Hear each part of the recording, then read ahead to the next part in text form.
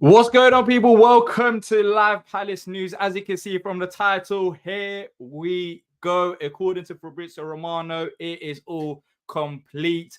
And from David Ornstein as well. So we'll be talking about that. And plus, there are more updates that's come out this afternoon. I thought we'll jump in quickly before the game, as there is quite a bit to talk about once again. A few updates, including an update on Sam Johnstone and his future at the football club, which we spoke about yesterday.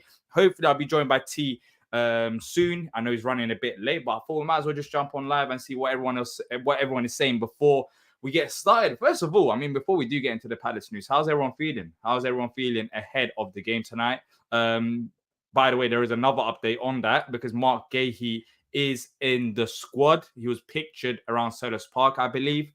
So he should be, in terms of, those are saying that, Guéhi's leaving, or is it happening sooner rather than later? Well, if a deal is accepted, he won't be in the squad. So, that's your answer for that. With Guéhi, because yesterday night, I don't know if a few of you have seen it, but there was an update on Guéhi and potentially another bid being made for him. So, let's see if he actually starts today. But even if he starts, even if he doesn't, I don't think that changes a lot of things in terms of whether an offer has been accepted or not, because clearly an offer is not accepted. That's why it's part of the squad. But hopefully we go with a strong team. How's everyone feeling about the game? I'm going to be going to the game as well. What's up, Colin? What's up, Callum? Is anyone going? And get diapers. With the Guéhi situation, honestly, it is so boring. It is genuinely so boring. Yesterday more news came out after we ended the stream, which was that if a next bid comes in, it's going to be accepted. Not accepted. It's a significant chance it gets accepted, which I don't think could be the case. I've given the board as much backing as possible, but if they accept the Guéhi bid this late on in the window after selling Joachim Andersen, no, that's a no-go for me. That's just showing no ambition at all at the football club. You had to make a decision. You sell one of Andersen or Guéhi in this window, and you accepted the Andersen offer. That's it. This late on in the window, you can't sell Guéhi as well. So for me, I guess time will tell, because a lot of sources have indicated that, Guéhi is going Newcastle and it's been dragging out. So only time will tell if it happens or not. But one thing that seems like it is for certain is not Mark Guéhi. And let's get into it before T joins. And as I've said at the start of the stream, it's a here we go from Fabrizio Romano, as well as David Ornstein, who's saying that Eddie Nketiah has been granted permission by Arsenal to go and have a medical with Crystal Palace ahead of a £30 million move. And also another update on Nketiah's move is that from Ed Aarons, Nketiah will become one of Palace's highest earners at the football club. The terms have been agreed. As this is going to be the time where we speak about Nketiah, when it's announced, would have already done the stream, so we'll be more focused hopefully on other business. How are we feeling about this? We spoke about it yesterday as well, but now that the medical is pretty much sorted, fees agreed, he's going to be one of the highest earners at a football club. We'll give our ratings on this deal. How are you feeling about this in the chat? For me, I'm very excited. Very excited about this prospect of Nketiah coming to Palace, because I do believe there's a good player in him. I believe there's a player that's been lacking confidence. I believe there's a player that's going to help us push on. I think it's an improvement to the options that we currently have, which is the biggest thing, to sell these players and try to improve on the squad. And I think that's an improvement on Edouard. And 25 to 30 million pounds, it sounds like a lot, but in today's market, it's pretty normal. It's pretty normal for a player that's played in the Premier League and, still only 25 years old. There's still a good chance of him progressing and, becoming a regular in the Premier League in terms of scoring goals, which he hasn't really been able to do. So yeah, there's a lot of potential. There's a lot of potential in this still. He's not in his prime yet. He's going to be learning under a fantastic manager, Oliver Glasner. And yeah, I'm for it. I'm for it. Let's see what the chat says as well. By the way, if you do enjoy the stream, I forgot to mention at the start of the stream, thanks to everyone, by the way, yesterday's stream. Really appreciate all the super chats, all the likes, everything, all the comments as well. But if you do enjoy the stream, please, all I ask for is hit the like button if you do enjoy it. If you don't enjoy it, then fair enough. You can do whatever you want. You can dislike it or whatever. But if you do enjoy it, if you can hit the like button and subscribe to not miss out on future Palace content, because trust me, there'll be lots of content. In fact, there's content tonight. I keep forgetting about it, but there's a game. So there'll be a live match reaction at around 11 p.m. UK time. So it's a late one. And depending on how things go, potentially a player ratings dropping tomorrow. So it's a busy time. It's a busy time to be a Palace fan, especially with the games and the transfer window. But I thought I'll quickly mention that. Let's go through the comments. Jamie saying, not for me, D. You were saying last night's under-21 record shows he has pedigree. Try Googling who's a France under-21 all-time top goal scorer. I'm not even talking about just the under-21 level. I'm talking about what he's done in the Premier League for Arsenal. If you look at just goals alone, then fair enough. You got a very good point because the stats just show that, you know, he hasn't been clinical enough in the Premier League in terms of scoring goals. But if you look at the whole picture about, you know, how many starts he's had, even last season in the Premier League, how many minutes he's had coming off the bench, what else does it contribute? He's massive. I'm telling you, he's going to prove everyone wrong. I'm so convinced he'll prove everyone wrong. And I think a lot of us will end up loving Eddie Nketiah once that's finalized and once we get to see him play. Red Smoke, Arsenal fan saying Eddie will do well for you. Give him game time, he'll score goals. 100% agree with that as well. I mean, with Nketiah, it's so easy to look at player stats and say, all right, he's going to be a success or flop. But football isn't as black and white as that. We all know it's not that simple. The environment matters, how much game time matters, the manager matters, the system matters. You know, these are all the players around them matter. And, you know, everything considered in terms of what Eddie Nketiah can offer Palace is an improvement. It's an improvement, but that's my opinion as well. And that's coming from an Arsenal fan. David saying, I'll reserve judgment on this one, D. Fair enough.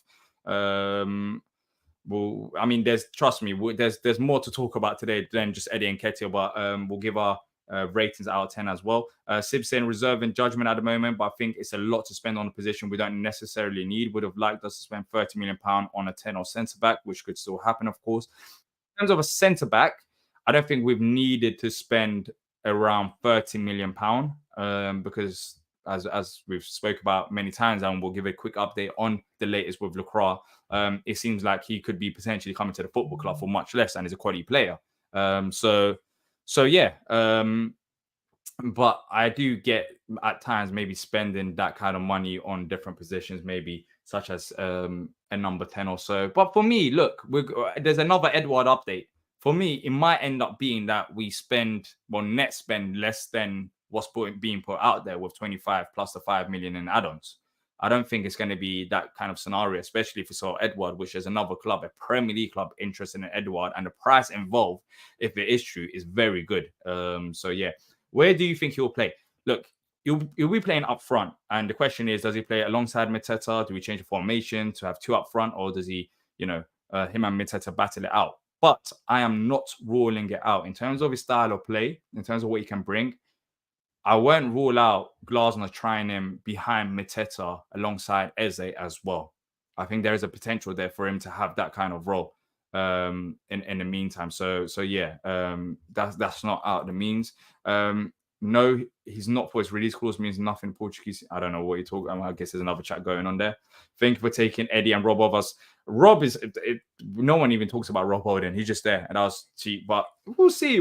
I don't know if I've seen some Arsenal fans saying, you know, they're kind of upset of Nketiah going.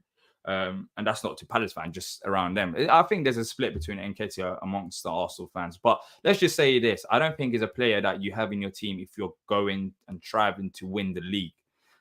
Yes, I do agree with that. But we're not at that stage. And I feel like with the less pressure on him, I feel like he will end up scoring goals. With the chances that we create in Glasner's system as well, I just see it working. I'll be so disappointed if it doesn't work. And I'm not talking about literally one game time or 1 week time. It's going to need a bit of time to adjust, to understand Glasner's system, understand the players around him.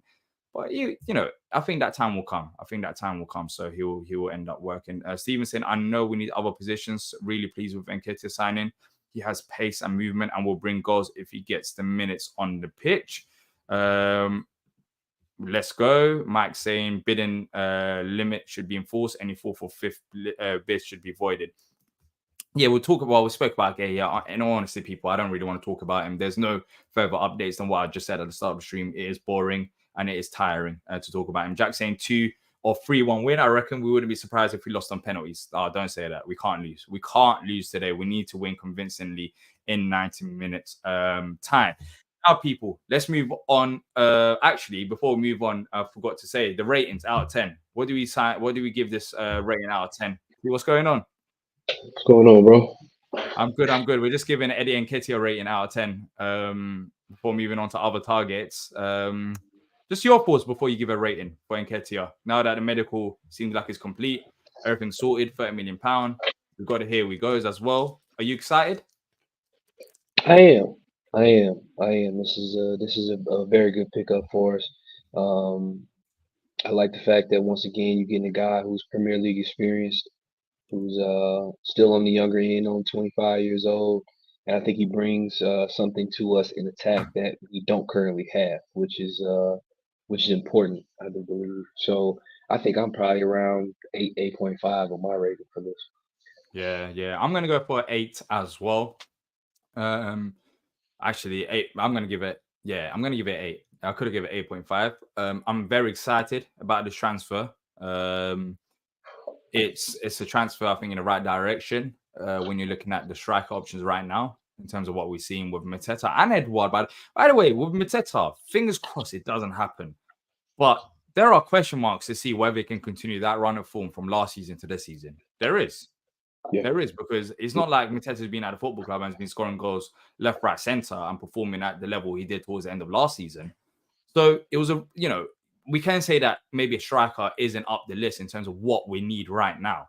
But when you look at everything considered together, I don't think Edouard is a good enough backup option. I don't think Edouard pushes Mateta to the levels he should be at, because I think Mateta's comfortably, he knows that he can be better than Edouard. But And I he think with doesn't give Nketiah, something it kind of gives special. Mateta a little Yeah. nudge, Yeah. as well, in terms of, you can't slack. There's a striker there. Your Yeah. spot could be taken. And that could even push him further, because, people are talking about Mateta and how he's played towards the end of last season. And hopefully he does end up scoring the amount of goals he scored last season. But what if he doesn't? What if he doesn't?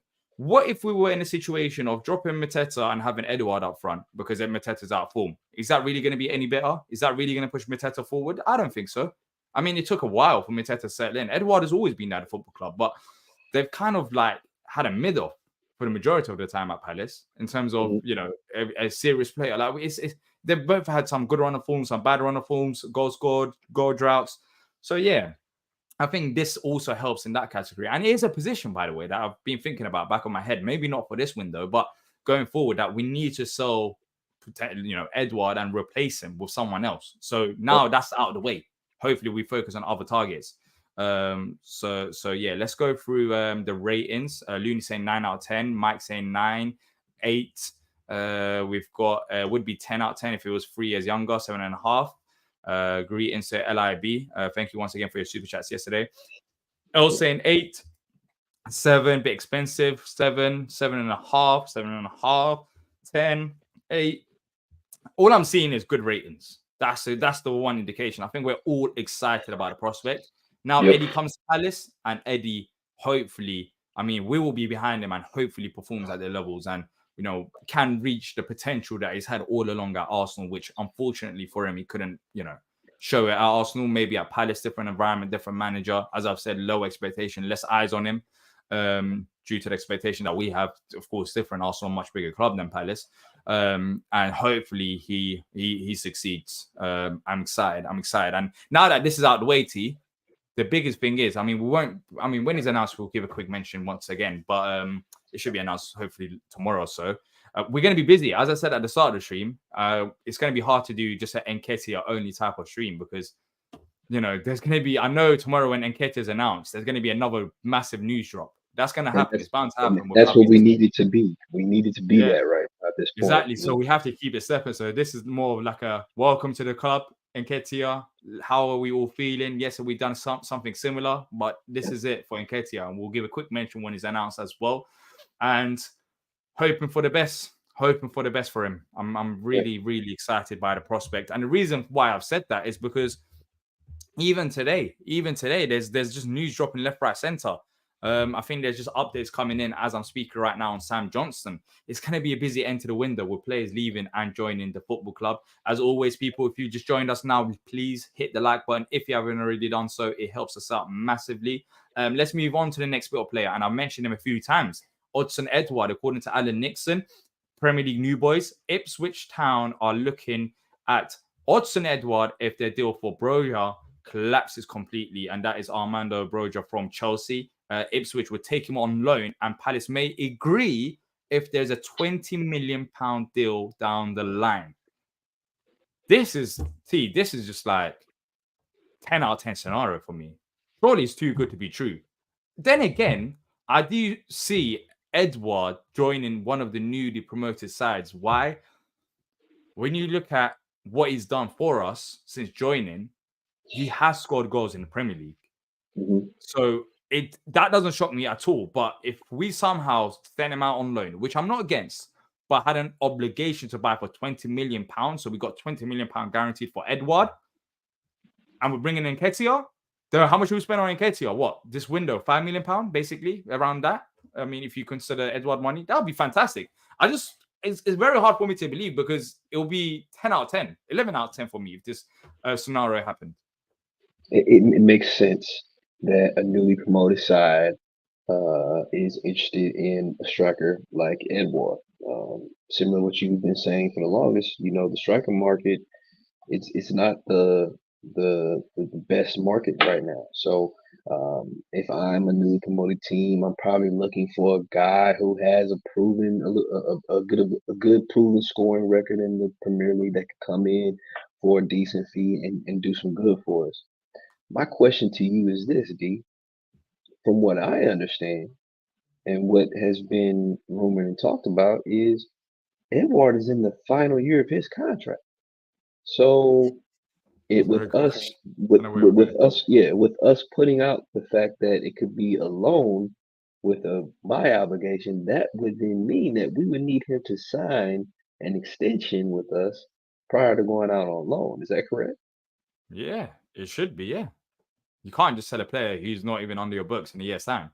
Yeah, He's a I free mean, we agent. can't. Yeah, we can't have a buy obligation, so we can never see that 20 mil because I mean, you technically might have a right nice now, pay increase before he yeah, goes out. But then again, T, is that realistic? Let me ask you a question back. Is that realistic to get that all sorted in the next few days to sign a contract extension and then it send could him out on be loan with an obligation to buy as well? And how would Ipswich feel about that? How much would Ipswich exactly, have to cover his wages? Because that could be exactly. interesting. For example, he can sign a pay increase at Palace, right? So I Hmm. think it can work out for all parties in this scenario, anyways. Let's say I don't know Edouard's wages right now. Let's say he's on £80,000 a week. He signs a Hmm. pay increase for a year for about, let's say, £110,000 a week. We might pay that £80,000 a week still, or I don't know how it worked, but then Ipswich may cover the extra. Hmm. It's not like, oh, we either pay full of his wages or, that's bust. No, you can, teams that are loaning him can cover a percentage of his wages. Hmm. So that could be a scenario where Edouard gets paid more for a year. We get him under contract so we can have that obligation to buy. And Ipswich, they're paying a player for now, maybe low wages. And then in a year's time, then again, would they want that? We don't know Yeah, if they're going to be that's Premier definitely a League. scenario. Definitely a Yeah, scenario. yeah. But I think that scenario realistically could work for all parties. But that's if Ipswich stay in the Premier League, because if they don't, and then they got a player potentially, I don't know, 110, 120 a week, that would be too much. So And that's all. That's really what it hinges on. I mean, so to speak, just because of the fact that them staying up means that they can sign him long term. I wonder if it could just be a simple 1 year extension and he keeps the same wage, because he stands to right now possibly leave us and go somewhere else and maybe not make as much as he's making currently with us. mhm. So maybe he just extends for a year, keeps the same wage, and then because what happens is if he goes, let's say he goes to Ipswich, he's making the same thing, he balls out, he ends up staying at either he ends up staying at Ipswich. They make the $20 million purchase. He stays at Ipswich, and then at that point he renegotiates his contract because once he's bought by them, he enters into a new contract negotiation with Ipswich, and maybe he gets more money. Or if say Ipswich gets relegated, he still has 1 year left with us, but he's in a situation where he has been playing really, really good football at a high level, and he gets a really good move where he can possibly see higher wages too. So in a way, it's kind of he could end up saying, "Hey, I'm going to bet on myself to go play well, and then maybe in a year's time." see even a higher wage possible too. Yeah, I mean, it's a lot of scenarios, but let's just see. Mhm. Let's just see what happens with that because he's got a year left on his deal. So a loan move, there will be questions around that. How would that work with an obligation to buy when a player is running out of contract in a year's time and is a free agent? Yep. So yeah, Yep. there are some serious questions about that, but it would be amazing if we managed to pull it off and get 20 million pound down the line. That would be. I Yep. mean, we make a profit on Edouard. Yeah. Um, which would be very good considering the circumstances. And also, when you look at Nketiah, as I've said, that's basically around £5 million plus 5 million in add-ons for Yep. Nketiah, which is Yep. nothing. We're basically swapping a player, a younger player as well, may I add. Let's see that. Let's move on to the next bit of topic, and that is on it's on Raheem Sterling and Carney Chukwuemeka. But the problem is, I think Sterling is involved in a swap deal with Manchester United, with Sancho going the other way. So I don't think that's going to be happening. I think we can rule that out right now. This was reported earlier on in the day. But Carney, he's been mentioned. Mhm. Would you still want us to go after him? It's a bit confusing with the Shirky situation, especially when we're looking at another number 10. Yeah, I guess it just depends on who's available, who's willing, and what the negotiations look like. But as far as still wanting to get that additional attacking player from possibly the midfield, yeah, Karan Chukwuemeka definitely stands out there. I think the three players that are out there that probably have been discussed the most, or maybe uh, the most likely candidates, are Chukwuemeka, Cherokee, as well as Marcus Edwards, possibly. So I definitely think that it's a move that we probably are still looking into making, as long as it's feasible for us financially. Could end up Yeah. being more of a loan move, possibly, but we'll see. Yeah, it's good to have players lined up anyways for the alternative. You can't just be focusing on one player just in case it goes wrong. But it's good to see Sure. that we have potentially another midfield option lined up in the works, which would be ideal. Very, very good if we can get Nketiah and another number 10. Because I mean, that's when I'm comfortable. Not just a number 10 for the sake of number 10, but a number 10 that I would add quality to the side. So yeah, Hmm. that would be the best case scenario for me. But of course, we'll keep an eye out on that. Let's move on to the next player. And this is according to Ed Aarons, and that is on Lacroix. Palace had a £40 million bid. Of course, if you've been watching these episodes, you would know that. Rejected last week and are expected to return with an improved offer. However, the key thing to add here from Ed Aarons is that, but we have been frustrated in our pursuit for Benfica's Thomas Arejo, which we heard that a £30 million. Well, apparently, did they want £30 million or something around them levels, and they weren't willing to sell. And I think we had a £30 million bid rejected, right? Yep. Sure Yeah. did. And it seems like we're frustrated because I don't think Benfica do want to sell him. I wouldn't like. I feel like that should be the process that should be the least frustrating, because Benfica was very upfront with saying, "Hey, we're not selling him. He has $100 million release clause. We're not selling him." Like, I feel like that should be the least frustrating of the situations that we're talking about, because you have a club that's being very upfront and honest and very to the point about what they're going to do, what they want to do with their player.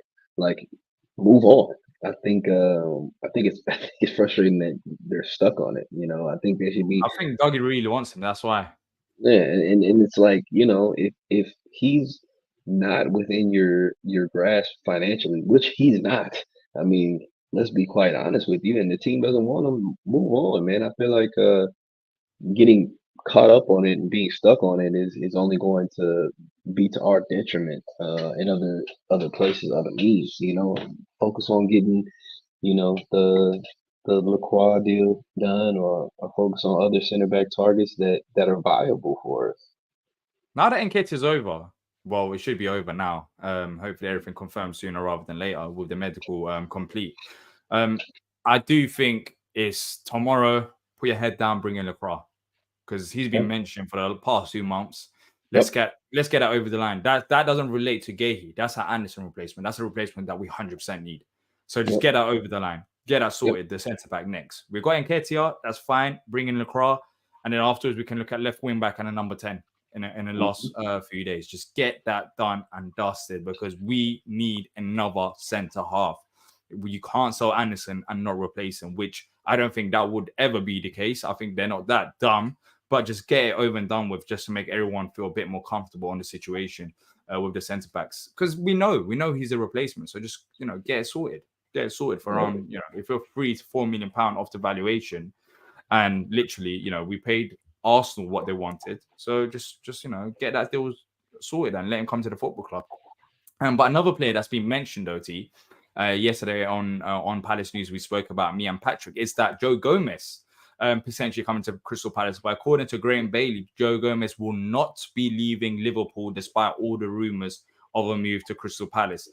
I said it yesterday. I thought it would be the most pointless thing to ever do, to sell Guéhi for £65 million, get left £50 million with to play around, especially after the selling clause goes to Chelsea, the 20%. And then spend 40 million of that 50 on Joe Gomez. That's not a step in the right direction. That's just a sideward step, or if not a backward step. The point is, you sell these players and you reinvest into the whole squad rather than just one-off replacement to try and improve the team, to try and push up the table. So that made no sense for me. But now Joe Gomez, apparently, according to Graham Bailey, he's not up for sale. He will be staying at Liverpool. Are you happy with that, or would you have liked him at Palace? Very happy with that. Very happy with that because for a number of reasons, the Joe Gomez deal just isn't a good one, in my opinion. The price that they want for Joe Gomez is terrible. First of all, if you think about the price that they wanted for Joe Gomez was like literally the first offer that Newcastle gave us for Guéhi. Like, think about that. Like, Joe Gomez is a career backup center back. That's just the truth. I don't think he's a bad centre back. I just think for the price. No, I don't think he's bad. I don't think he's bad, but I don't think he's 45 million good. And not to mention what you just said, he has a extremely checkered injury past. Extremely. Like, this guy struggles to stay healthy. It's just the truth. And center back is literally one of the positions where you need to have the most stability when it comes to injuries. You can't have injury prone center backs, like, because it is a rock of a position. Your center backs usually don't get subbed off in matches. They go full 90s unless they're hurt. They play a tremendous amount of matches throughout the season.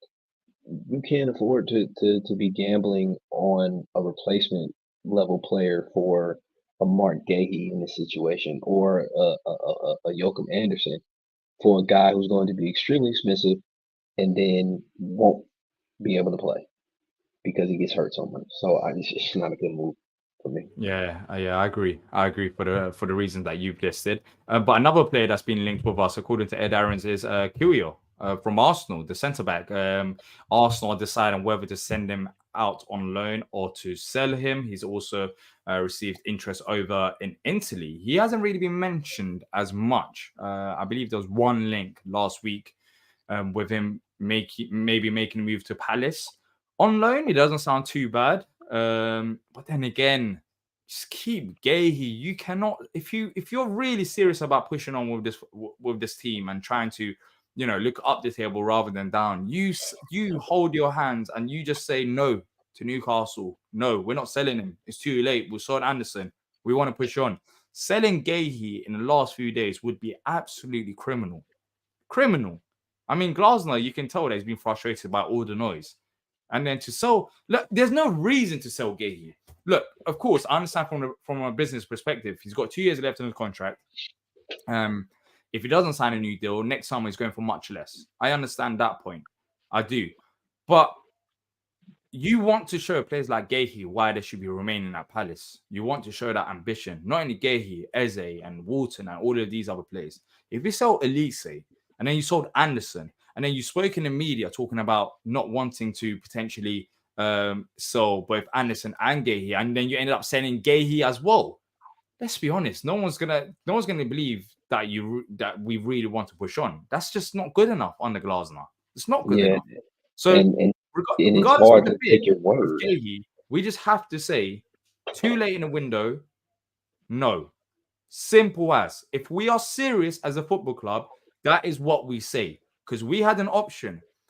For me, it was either you sell Anderson or Guéhi. You don't sell Anderson this late in the window and then sell Guéhi even further down the line when we've been in talks with them for a month. We've done our deal with Arsenal smoothly. Fulham done their deal with us smoothly. It happened instantly. We had one bid, it rejected. We told them this is our asking price, and this is, this is what we want to go to, and it got accepted. If you really wanted to sell Guéhi, you could have done it weeks ago, £5 million or whatever. You could have just took the hit if you really wanted to sell him, but you don't sell him now for extra £5 million because that could just hamper all of our season. Even though we bring in a replacement, for me, it's not convincing enough. It just shows that we're not serious enough if we sell Guéhi at this point. Because at least say it was out of our hands, release clubs. Anderson in our hands, we sell him. Fair enough.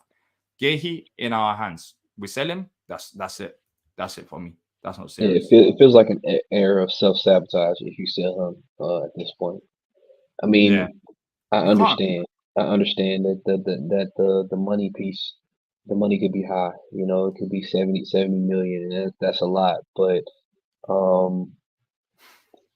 chances of you truly being able to reinvest that money right away to set your team up to be in a situation to do well is less likely this late in the window. I don't know. I just personally, I think the smart move, the best move, is just holding on to him, shutting the door on it, keep holding on to him, and then focusing on the remaining moves to bring people in. Yeah, Guéhi's not getting 100 mil, Gaurav. He's not going to get 100 mil because they're not going to pay 100 mil. Obviously Newcastle are baby stepping this whole process because if they well, wanted to get him for 70, scenario which is not even done. It's not a scenario that's realistic, so there's no point even going into that.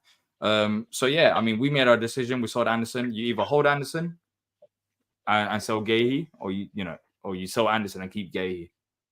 Which we made our decision, in my opinion. You can't go and backtrack on that. But Kiwior has been mentioned. We will see what happens. The other thing, D man, like that people may not take into as much of account is that the way that Parrish went on record and the way he said that, if you were to sell both of them, I think that hurts his reputation so much with fan base, with the player base, like the coaches. You're going to lose a significant amount of respect and trust from those closest to you and those around you if you go and make that move, I believe. Yeah. Look, I've said it when Vieira got sacked. I think Vieira kind of exposed what we can do if we do spend money and push on. I think bringing in that window, that summer of Vieira's first season, that was fantastic. Elise, Guéhi, Anderson. We spent money, we pushed on. We saw what we can do with a bit of ambition. And now, if I'm Parrish, I'm very careful with the Glasner situation because we've been in the Premier League for 10 years and a lot of fans have been asking to push on. Vieira showed the glimpses of what we can do, but now we've got a manager who's actually won stuff.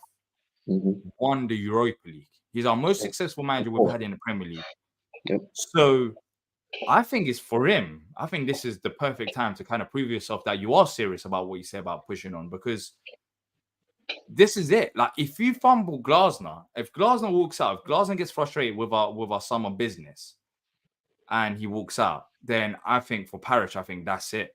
Like, I don't know how he would recover from that, because it's going to be a reset. We've done it all. We've done the Roy Hodgsons. We've done the other managers that keep us up in the Premier League. We've even done Patrick Vieira. Now we've got a successful manager. What next? Like, what next do you want? If you're not going back this manager, what other plans have you got? So he needs to be careful. He needs to be careful, because this could be, if he's not sensible in terms of, the selling and buying, it could backfire on him massively. I don't agree with it, but I've seen people already talking about banners at games, which sounds crazy to me after 2 games. But a lot of people are frustrated at the ownership for, potentially selling some of these players. So he needs to be careful in terms of, what actually happens in the last few days. And selling Guéhi, for me, that's where I draw the line.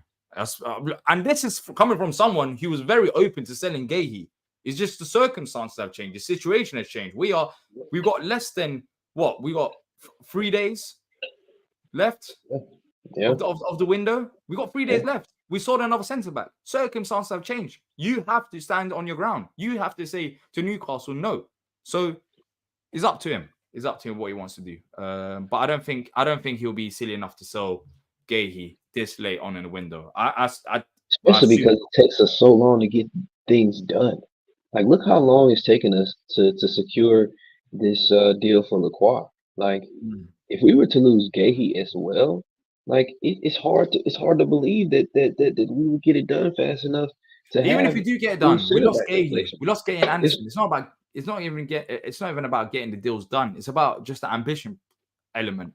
You know, you don't have to sell Guéhi this window. Well, of course, we can take it. I mean, it'll be a hit in terms of the money that we get from next summer. But if that was the case, and you accept the bids from, I don't know, £60 million before Anderson was to go Fulham, and you keep Anderson at the football club. So I don't know. That's up to them. It's decisions that they've made along the way.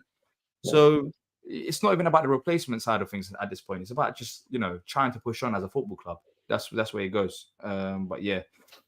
Let's move on to the next bit of news. According to Mail Sport, Wolves are interested in Sam Johnstone ahead of the deadline. I believe there's been further updates as we were on this live stream. As that, from Alan Nixon, he's also saying the same thing, that Wolves are considering a late move for Sam Johnstone. The goalkeeper would cost around £10 million. The same, I mean, I'm surprised that it's gone on this long. Even when he wasn't linked with a move away, I did say at the start of the summer that, you know, Sam Johnstone, I'll be shocked if he stays at Crystal Palace, and he's still at Crystal Palace right now. The interesting part is, if he was to lose him right now, we have to replace him. We can't have Remy Matthews as a second choice goalie. Right. So, I mean, where do you stand with this Wolves offer for Sam Johnstone, potentially around £10 million this late in the window? It's interesting, man. I mean, good that we can make the move and see the profit from Sam Johnstone. I understand that he wants to go and be my number one. I fully understand that. But what's the plan in replacing him? What's the plan in getting a backup goalkeeper? You know, I mean, there are guys that are out there, but such a short amount of time to do it.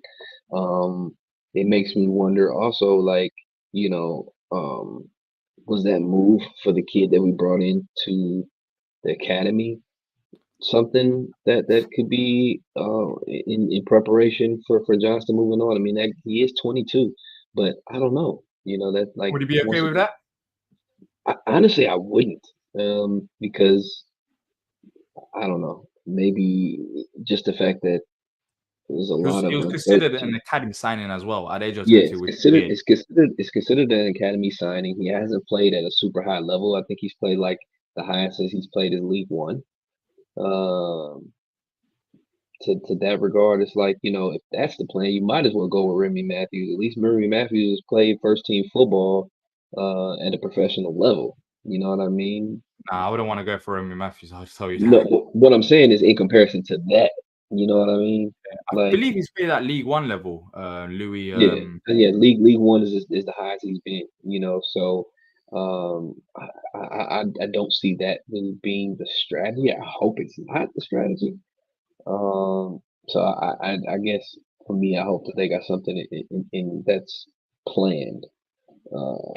In the event I think there'll be backup goalkeepers that we probably have lined up, and there must be. I mean, Travers backup goalies are not as hard as, you know, first choice. I think goalies move about anyway. So that could potentially happen as well before it ends. We did speak about Hamada yesterday. Nothing on him so far today, and I doubt there will be now that the game is going to start in about 2 hours' time. So we'll see what happens with Hamada. That could be a deadline day move for him going out on loan. Let's quickly talk about a report from Mark Kilman, who said that Eagle Football Holdings, the now owner of a stake in Crystal Palace Football Club, will file plans for a $2.3 billion, £1.74 billion US float in the coming days as his principal. John Textor separately raises funding amid talks to buy Everton FC.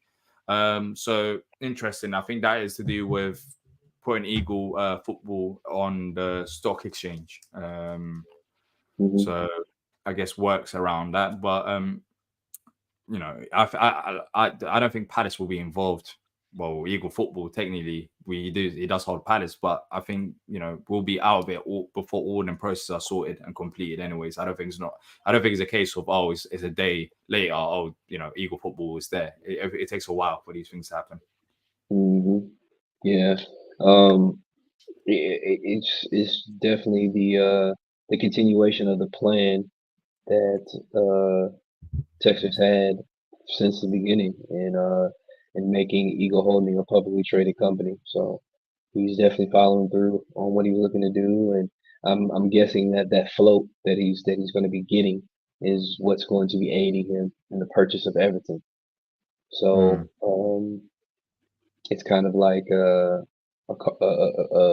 cause and reaction. So the purchase of Everton may not go through unless he gets that float that he needs in order to have the finances to purchase an Everton. So Yeah. I mean, soon it's done. The better it is, to be fair, especially with John Texan, Everton, etc. It just additional noise in the background, which doesn't help our situation in a very busy week. I mean, today we got a game, we got Friday deadline day, we got Sunday game, and then you still have news about John Texan and Everton. So it's just like, it's just chaotic, as I expected this week to be fair. That's why I did clear out 5 p.m. because I thought, you know, there's a very slim chance that we don't end up with zero news before the game. And what happened? There's been news before the game. So it was worth coming on. But before we actually wrap up, let's go through some questions and then we'll quickly have a talk about the game. How much do we think Nketiah plays? I think he plays often. I think he becomes a starter. Talking like overall? Oh, like just overall? Yeah, he's gonna play a lot, I think. Yeah. I won't be surprised. Look, people, I won't be surprised if we somehow use him as like a 10, or if we change the formation, have 2 up front rather than 2 number 10s and have Eze as a number 10. But I won't be surprised. I genuinely won't be surprised based on what I've seen from Nketiah. For example, with Sarr, I had question marks about whether he could play in that number 10 role because of his technical ability and how he is as a player. But with Nketiah, he could potentially, because he's not going to be the sole number 10. He's going to be basically a player behind, like we saw with Edouard, for example. He started Edouard against West Ham. You know, I think he could end up in that role behind Mateta as well. So yeah, he could be often. But then again, that raises questions about, do we sign another number 10? Only time will tell. I think what is the plans for him? Yeah, he should be playing often. Callum saying, why aren't we pushing for a right wing back? Because we've got Nathaniel Klein at the football club. Not that I agree with, but I think that's the case. I think that's the thinking. Ageless wonder who is Nathaniel Klein. Let's just see if he starts today or not. Hopefully he doesn't, but yeah.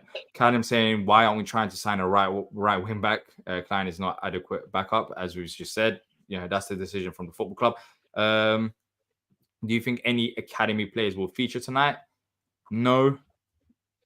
I don't think any of them will start tonight. I think we'll go with a strong lineup. Even on a program, I think for West Ham, Glasner spoke about the upcoming game against Norwich, and he said we're going to take it very seriously. So no, I don't think he will feature any academy players, especially starting in this game.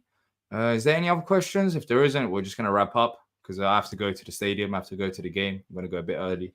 Is there any other questions? Let's see.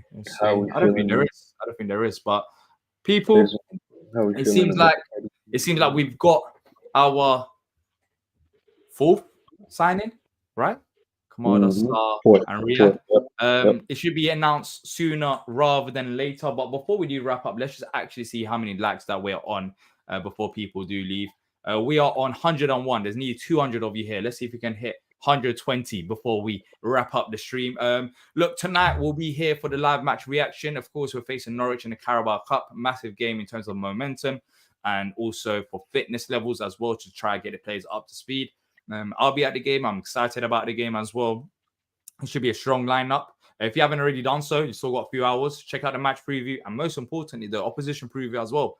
Because as you can see from the title, as you click on the video, expect Palace goals. But why is that the case? Where I speak to Henry from My Football Writer, the Norwich podcast. So make sure to check that out.